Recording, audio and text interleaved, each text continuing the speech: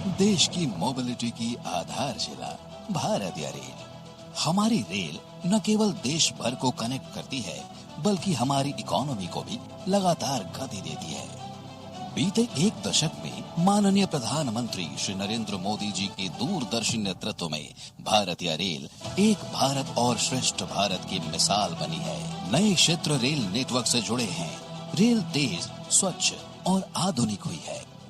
गति के साथ साथ भारतीय रेल आज दिलों को जोड़ने, समाज को जोड़ने और लोगों को अवसरों से जोड़ने का भी माध्यम बन रही है। माननीय प्रधानमंत्री जी आज नए जम्मू रेल मंडल का शुभारंभ कर रहे हैं, जो पूरे जम्मू और कश्मीर क्षेत्र की कनेक्टिविटी को नया रूप देगा। कश्मीर हिमालय की गोद में स्थित होने के कारण सामरिक दृष्टि से महत्वपूर्ण है। ऐसे में नए जम्मू रेल मंडल की स्थापना एक अहम कदम है। भारतीय रेल ने हिमालय के कठिन पर्वतीय क्षेत्र में अभूतपूर्व काम कर रेल कनेक्टिविटी को बेहतर बनाया है, जिससे अब हर मौसम में कश्मीर घाटी तक पहुंचना आसान होगा। इस नए रेल मंडल से यात्री सेवाएं और पर्यटन अनुभव बेहतर होंगे, साथ ही रोजगार के नए अवसर भी सृजित होंगे। आज ओडिशा के रायगढ़ रेल मंडल के भवन का शिलान्यास माननीय प्रधानमंत्री जी के द्वारा हो रहा है। रायगढ़ रेल मंडल ओडिशा के साथ साथ आंध्र प्रदेश, तेलंगाना, छत्तीसगढ़ और आसपास के जनजातीय क्षेत्रों के विकास का नया माध्यम बनेगा। यह जनजातीय बहुल क्षेत्र के आर्थिक और सामाजिक विकास को बढ़ावा देगा। बेहतर रेल कनेक्टिविटी से स्थानीय व्यवसायों को बढ़ावा मिलेगा, रोजगार के नए अवसर सृजित होंगे और जनजातीय क्षेत्र तक कनेक्टिविटी मजबूत होगी। साथ ही आज माननीय प्रधानमंत्री जी तेलंगाना के चरलापल्ली न्यू टर्मिनल स्टेशन का उद्घाटन भी कर रहे हैं। यह अत्याधुनिक station waiting hall, food court, digital ticketing counter और बेहतर पार्किंग जैसी सुविधाओं से लैस है, जो यात्रियों को आधुनिक ट्रैवल सुनिश्चित करने के साथ ही हैदराबाद, सिकंदराबाद और आसपास के क्षेत्रों में रेल कनेक्टिविटी को सुदृढ़ करने वाला है। यह सभी परियोजनाएं विकसित भारत के लिए आधुनिक रेल के निर्माण की दिशा में एक महत्वपूर्ण कदम है, जो न केवल यात्री सुविधाओं को बेहतर बनाएंगी, बल्कि वाणिज्यिक गतिविधियों को भी गति देंगी।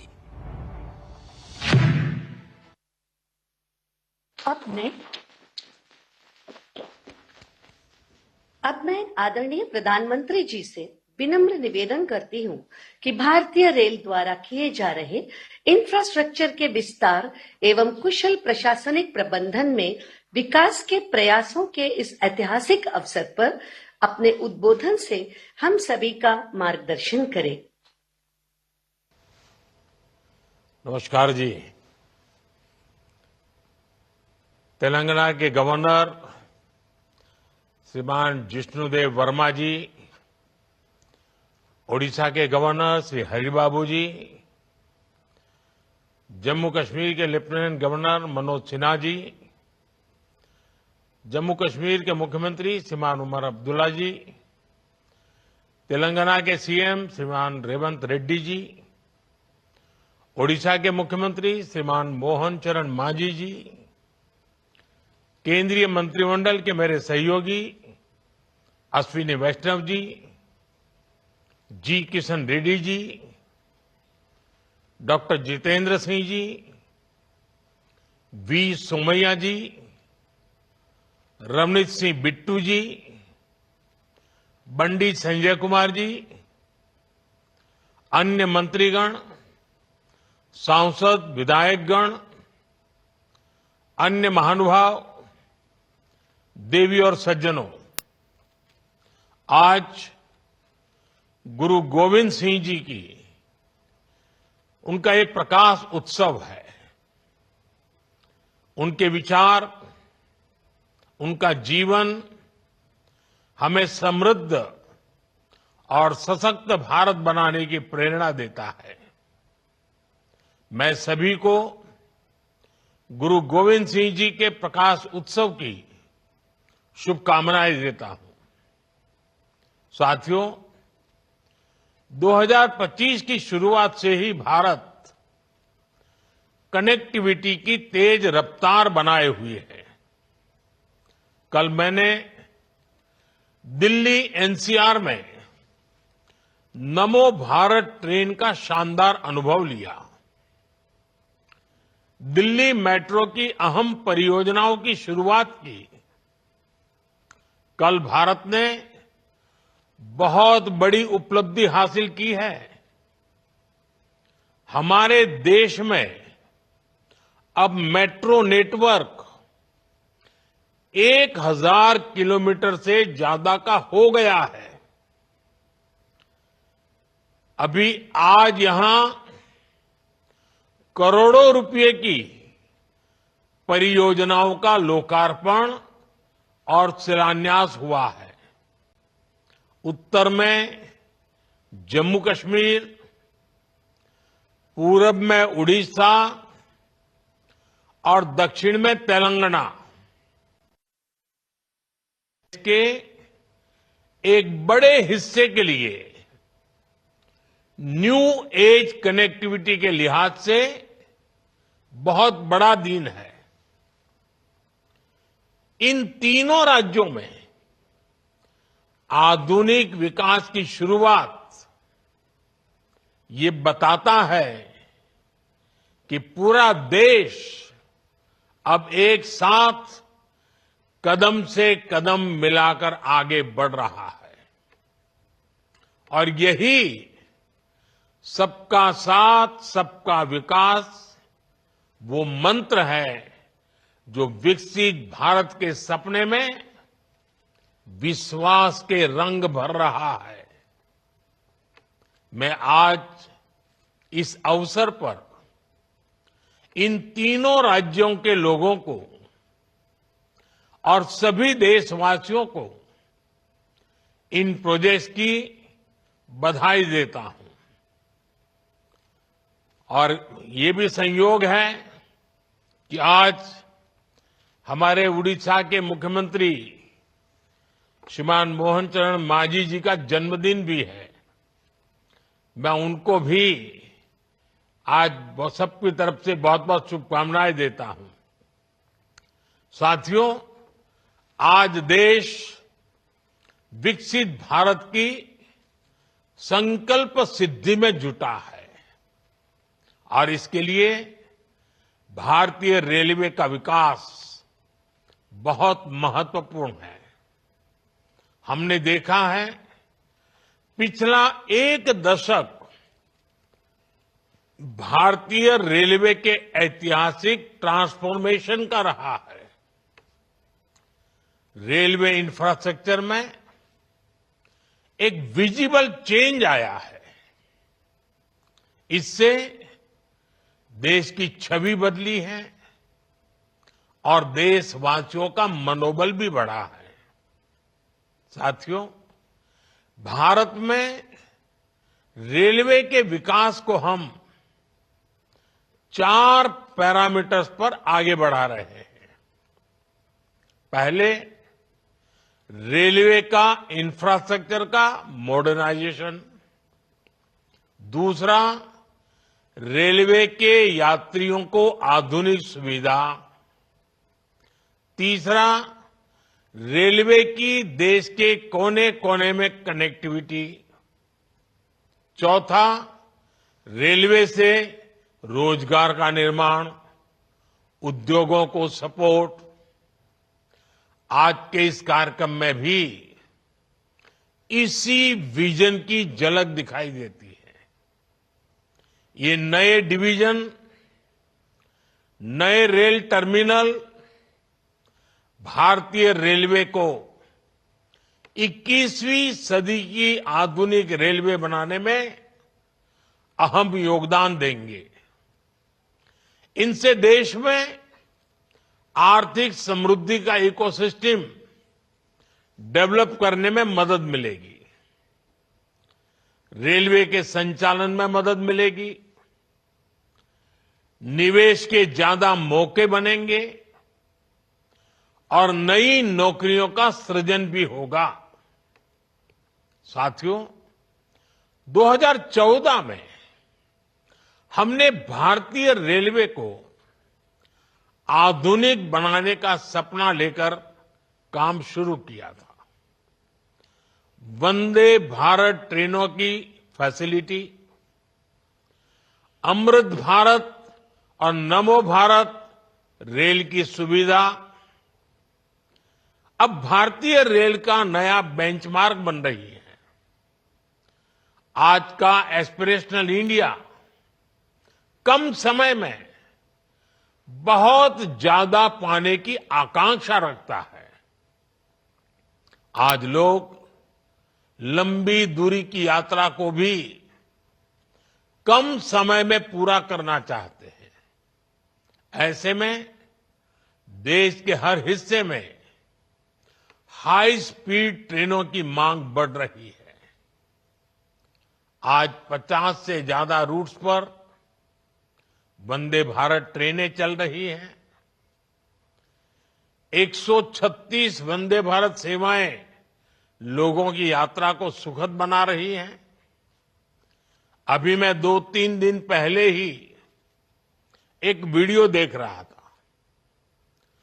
अपने ट्रायल रन में वंदे भारत का नया स्लीपर वर्जन कैसे 180 किलोमीटर प्रति घंटा की रफ्तार से दौड़ रहा है, और ये देखकर मुझे ही नहीं किसी भी हिंदुस्तानी को अच्छा लगेगा। ऐसे अनुभव ये तो शुरुआत है।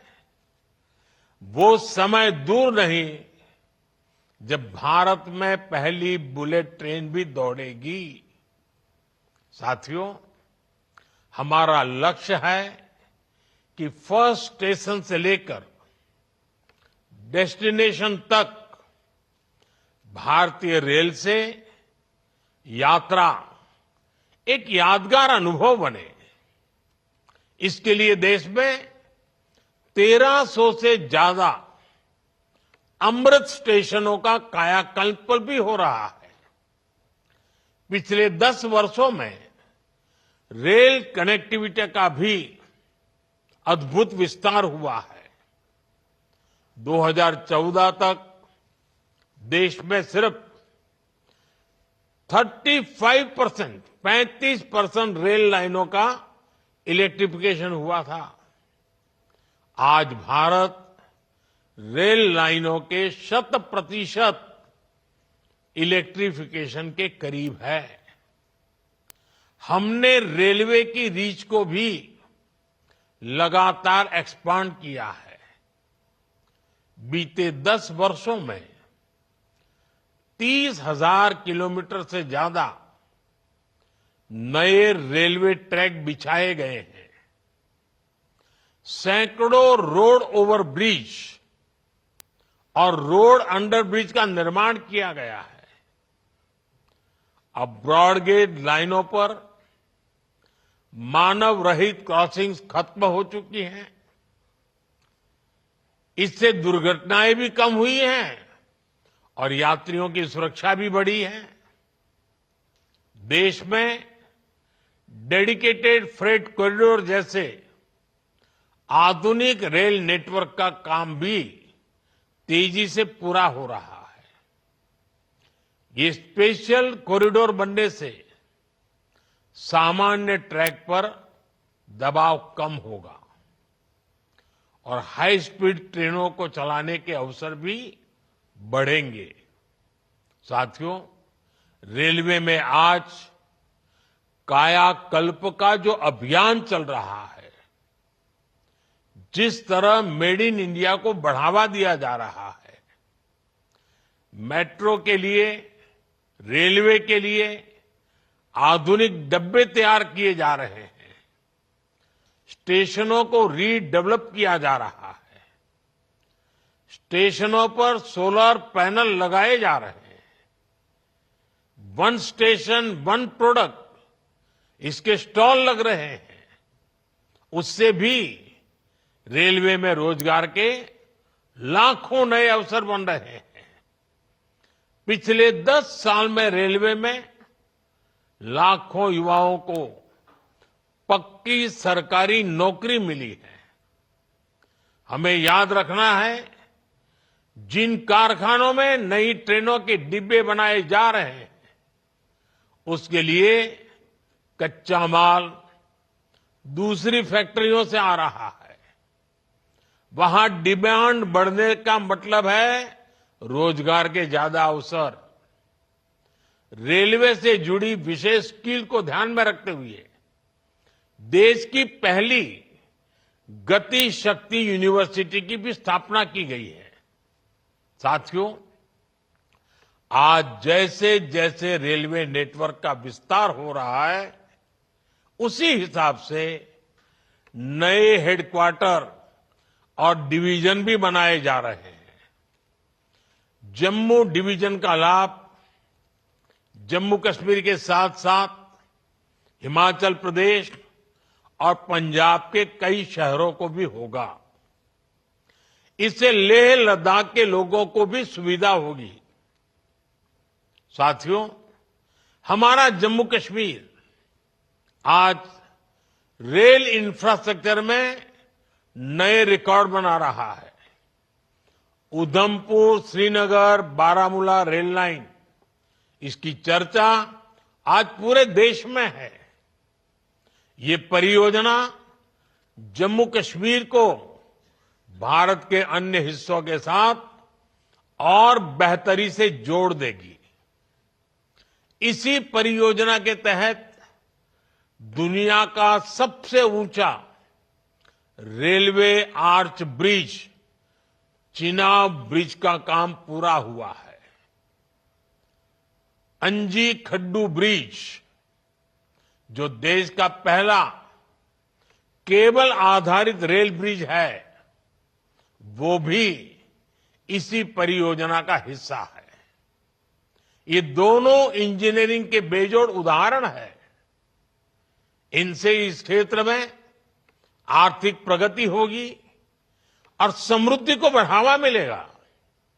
साथियों, भगवान जगन्नाथ के आशीर्वाद से हमारे उड़ीसा के पास प्राकृतिक संसाधनों का भंडार है। इतना बड़ा समुद्री तट मिला है। ओडिशा में इंटरनेशनल ट्रेड की प्रबल संभावना है।